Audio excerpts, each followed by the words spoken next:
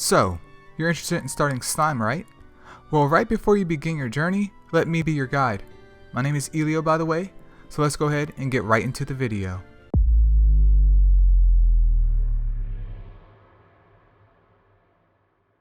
As you begin the game, like most gachas, you are thrown into the tutorial. This takes roughly about 10 minutes to complete depending on your speed. After that, we are given our first opportunity to do a free 10 times summon pull.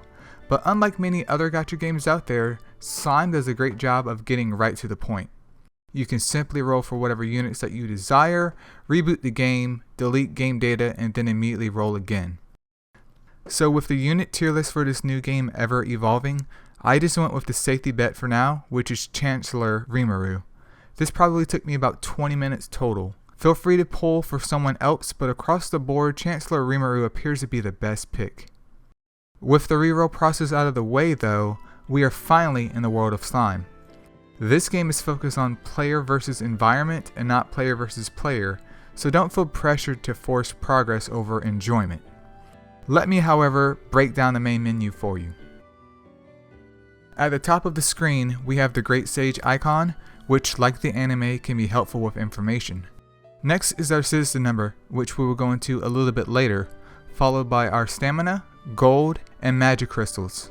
Directly below the Great Sage is announcements, gifts, the daily tab, options, and aid requests. At the very bottom is the collect all button, which ties to the citizen number at the top. Followed by that is shop with various purchasable goodies, the interact button to raise your character's stats via gifts,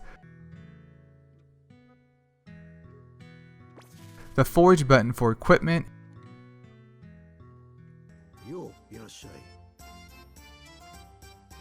as well as the recruit button for summoning, and the home button.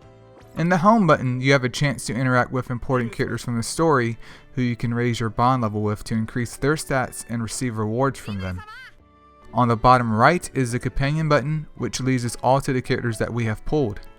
Directly above that is the build nation button and the quest button. These three big buttons are the cornerstones you would need to cultivate your squad to the next level. So, I mentioned the citizens number as well as the collect all button, right? These two things directly coincide with the Build Nation button, so let's take a deeper dive into the Build Nation menu. So here is the Build Nation area. To make things short and sweet, you will use your resources to improve the levels of different facilities here. Better facilities means more resources and a higher population. A lot of unlockables in this game are tied to a higher population, so it's recommended that as soon as you can build or upgrade your constructions, you should do so. Failure to keep up with this will cripple your progression in the early stages of the game. But it is simple though. You pay the cost and wait X amount of time for it to be completed.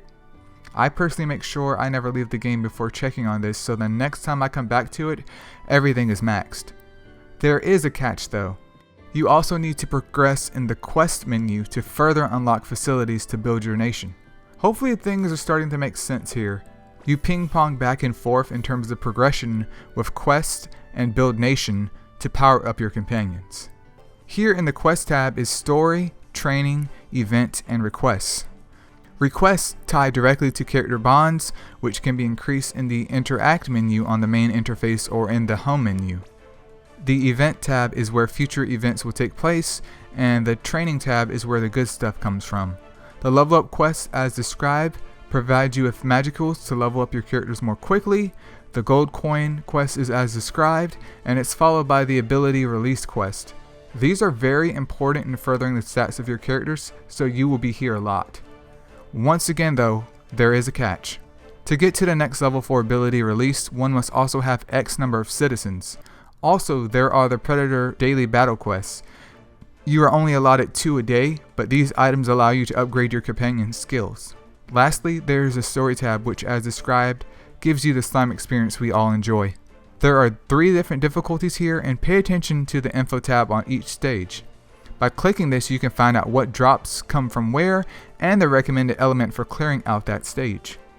This will become very important for crafting or powering up equipment in the forge, so be aware of where you choose to farm. Other than that, that pretty much wraps up the video here. Next time I will have a character video out to explain in depth how to power up your units. But I thank you so much for watching, hopefully you're enjoying the game, and I will see you in the next one.